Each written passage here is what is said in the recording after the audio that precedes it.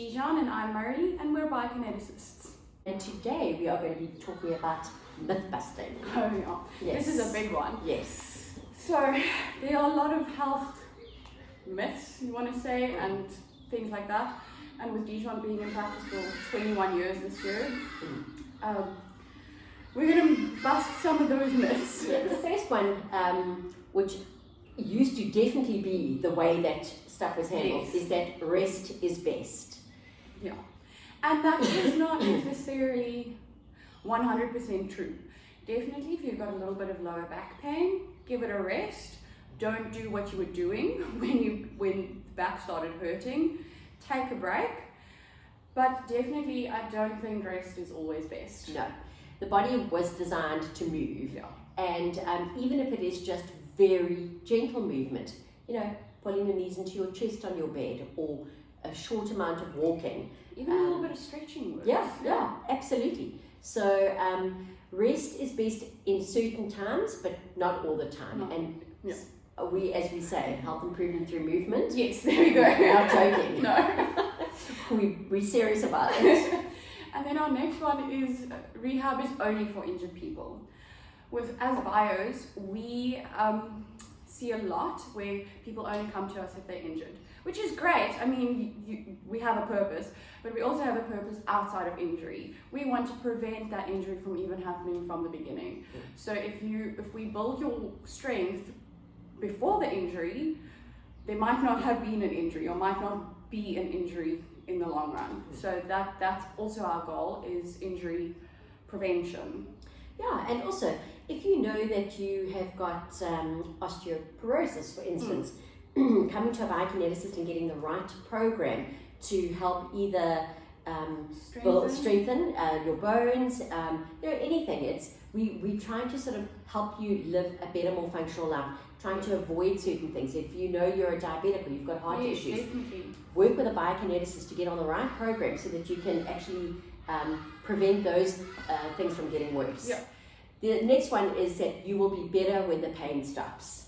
Oh goodness. Yeah. No, obviously we want to try and get you out of pain, and that's really where your physios and your chiropractors and your OTs, they come in. That when you are in that acute pain, to try and help get rid of as best as what possible, get rid of that acute pain as much as what's possible. But definitely you won't be better when the pain stops. Yeah. You've got to work. Definitely. And then the next one is you have to go to the gym to do rehab. I can bust that 100%. You do not have to. We here give a lot of home programs, or that consist of 3 or 4 exercises that you can, most of the time we deal with lower back pain, that you can literally do in your bed. Yeah. So no, you don't need that. And if you need a band, we have bands that we normally give to patients if they need it.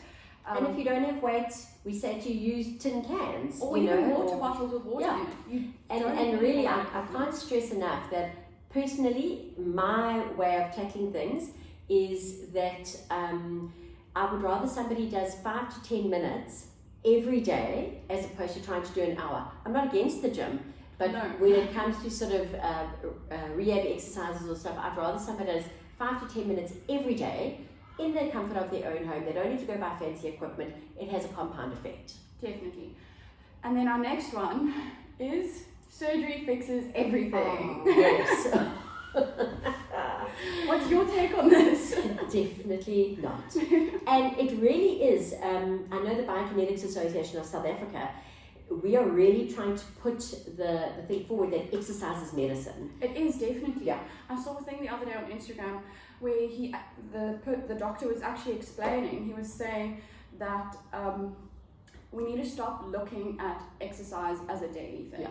We need to start looking at it from a viewpoint that exercise is medicine. If you move, you're going to get better. Yeah. And I mean, a lot of times people use it in cancer treatments. Yeah. And mental health. Yes, So absolutely. there's so many improvements, and if you just start moving, even if it's a walk for 5 minutes a day. Yeah. And surgeons will even agree with this. Yes. That they would prefer not to cut. They would prefer to do everything else before they do surgery, because they can't guarantee ever. 100% recovery. There are times, obviously, when surgery is the only thing that's left. But we also say to people, try everything beforehand. Even if you're scheduled for a joint replacement, 100%. we call it prehab. Yes. Do your prehab. Get your muscles as strong as you possibly can, so that in the event that you have to have surgery or you're scheduled for surgery, you are definitely stronger and you will recover better. And we're not saying surgery is a bad thing. No. Surgery works for not everyone, but most people. Yes. And it's a great tool. Yeah. However, we as bios, we like to work very conservatively and try to avoid surgery at all costs. That's just from our point of view. We're not talking about surgeons' point of view. No. There are surgeons that love to cut, and and it's their job, obviously. They wouldn't have done it if there wasn't a need for it. Yeah. And then our last sort of one is that more is always better. The whole old Jane Fonda, no pain, no gain sort of scenario. That we also... Yeah. We have two sayings. We go low and go slow.